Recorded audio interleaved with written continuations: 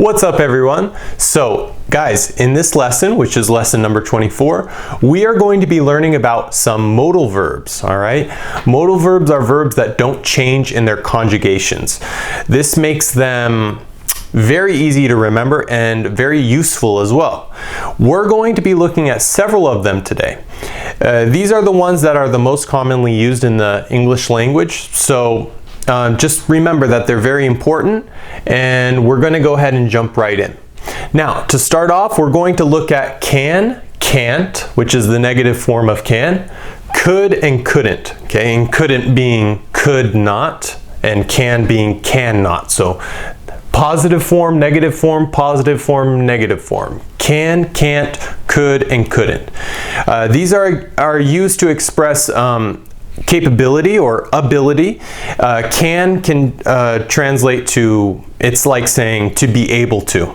Okay, I can do this. I am able to do that. Or I am capable of doing X, Y, and Z. Okay, you can do something, and it doesn't change in the conjugation. Could and couldn't are basically, they're in the past tense of can, okay, so we're talking about the past tense now, but we're using the same modal verb can, all right?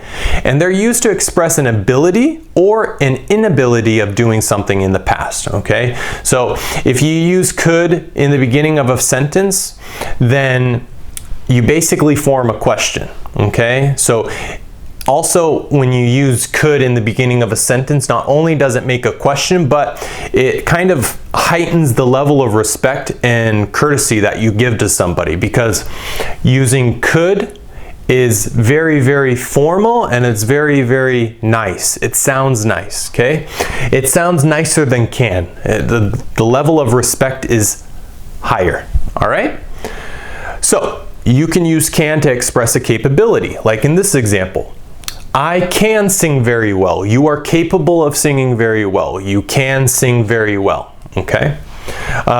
Also, you can use it to ask a question to a friend. Can you do karate? Can you do karate? And remember, you can do it with one friend, or you could say this with 2 or 3 or 4 or 5. Can you do karate? Can you? All of you? Now, in America, we have a special way of doing this. I'll go ahead and show you. And also, I'm pretty sure they do this in English-speaking Canada. We would say, can you guys? G-U-Y-S. Can you guys do karate? You're talking about multiple people here, okay? It doesn't matter if it's a boy or a girl, okay? Can you guys, meaning for boys and for girls, doesn't matter. Can you guys do karate? Right?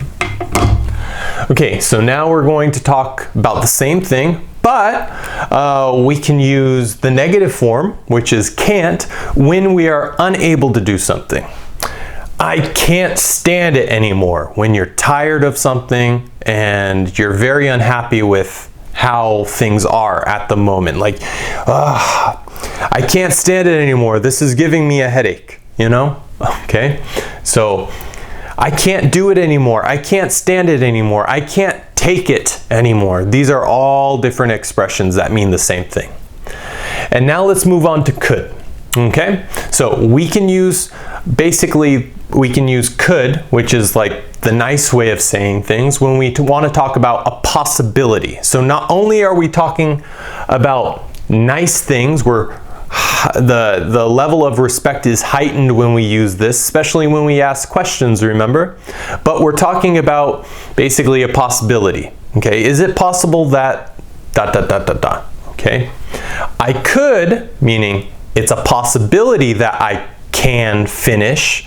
I could finish the project today, but I don't want to. I could finish the project today. It's a possibility that I can finish the project today, but I don't want to. You see?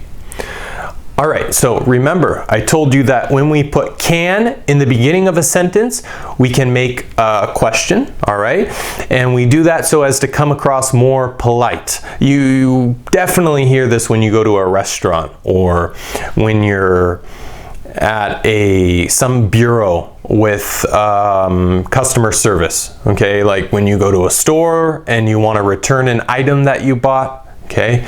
Oftentimes the clerk will use could, okay? To be polite to you, okay? So, could you bring me a napkin, please? This is something that you could also ask to a waiter or a waitress at a restaurant. Could you bring me a napkin, please? You can also say, can you bring me a napkin, please? Okay. Sometimes we put couldn't in the beginning, and it turns into almost like, couldn't you bring me a napkin? Okay, but in that case, we wouldn't say please. Couldn't you bring me a napkin? If we have couldn't in the beginning, it's like, what? You were not capable of bringing me a napkin? Okay, there's sort of an irony there. Like, couldn't you bring me a napkin? Don't you have 2 hands and 2 arms? Couldn't you bring me a napkin? All right, let's continue. They couldn't make up their minds, okay? They couldn't make up their minds, meaning they couldn't make a decision, okay? It's an expression that we say in English, to make up one's mind. It's an expression, and it means to decide, to take a decision on something, to make a decision, to make a choice, etc. Okay? And finally, for this one on can, can't, could, and couldn't, we have when she broke her arm, she couldn't play volleyball. Okay, when she broke her arm, she couldn't play volleyball. It wasn't possible. Okay, there is no possibility that she could have played volleyball, okay, because her arm is broken. All right. So guys, that's basically the rules for can, can't, could, and couldn't. Now we have the words may, may not, might, and might not. These are words that are used to express possibility or doubt in English. May is in the present tense and might is in the past tense. Now, for a lot of speakers, may is considered to be used in formal situations or when you want to be very, very respectful and polite and courteous. Okay, you just want to be a nice person. In casual speech, when we're talking with mom or dad or your friends or whoever, most people do not use may or may not. Instead, they opt for might or might not. Okay, and despite might and might not being used in the past tense, Americans and I think a lot of English speakers in general use it as if it were in the present tense. Okay, even though it's technically not.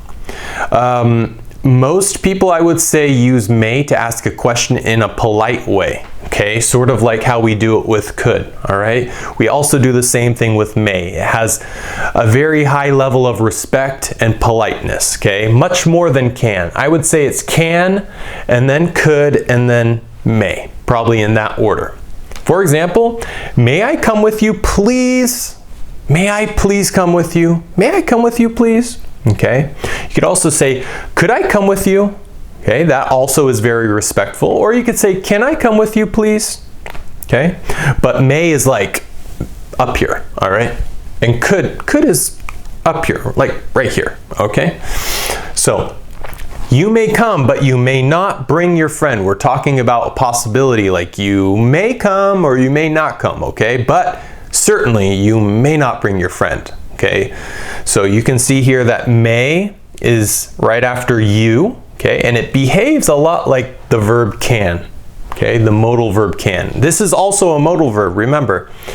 So these are all modal verbs that we're learning today. May, can, could, and then the other ones that we'll learn in a minute or two. Okay guys, I'm going to switch like this.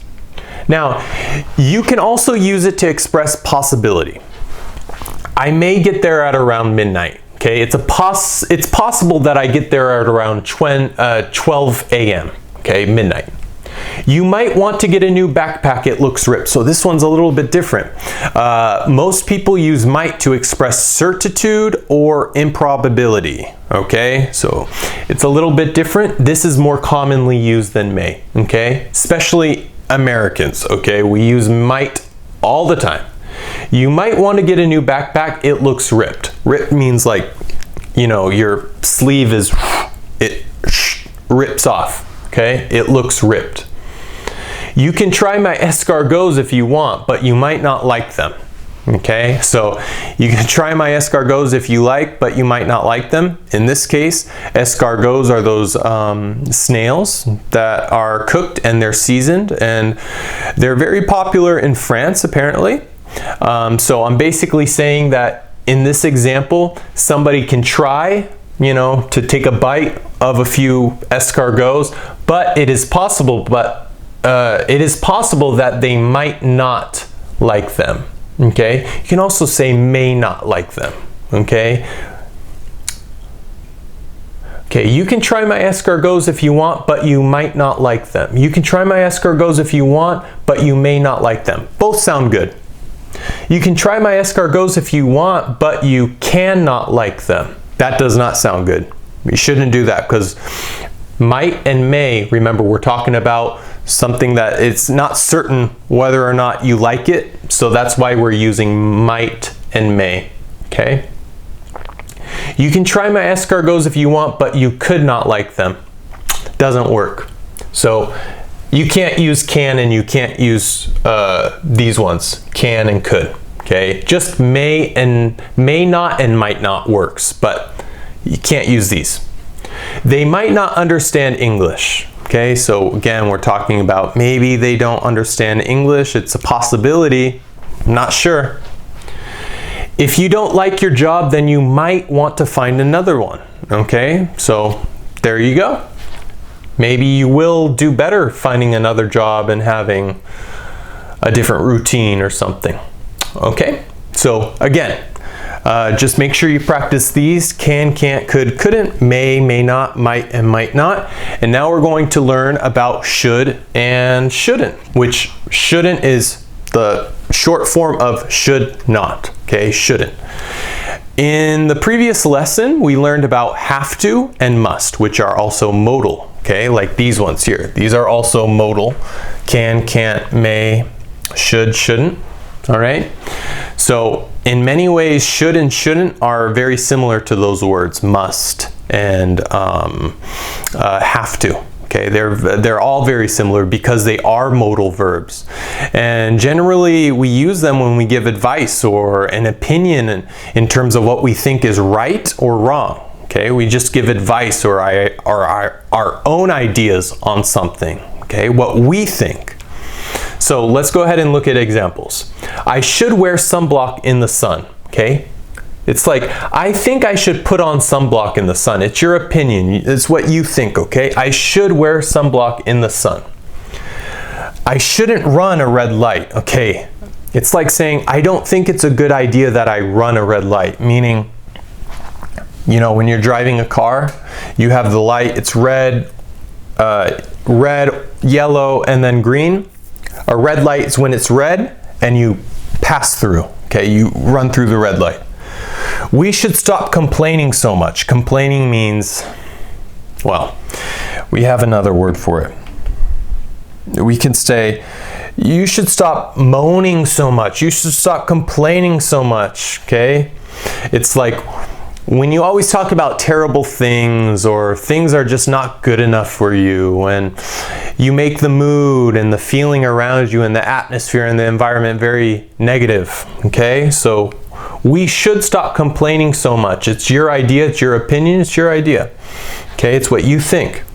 They shouldn't go to Russia during that time of year. Okay, so you're talking about your what you think, your opinion. They should not go to Russia during that time of year because, why? Because maybe it's winter and it's very cold in Russia in the winter time, right? And then finally we have, he said that I should take her candy, but I know that I shouldn't do that. Okay, so we're talking about something that is right and wrong. Okay, that's why we would use should and shouldn't, because we're talking about something that is right and something that is wrong. Okay, he said I should take her candy, meaning steal. You take something that is not yours, it doesn't belong to you. But I know that I shouldn't do that. Okay, so guys, Very, very easy stuff. Now, just remember that you're going to use should and shouldn't when you're talking about your opinion or you're giving advice to somebody. Okay, what you think is right or wrong or what they should do, just what you think, okay? All right, guys, I think that's basically it for this lesson.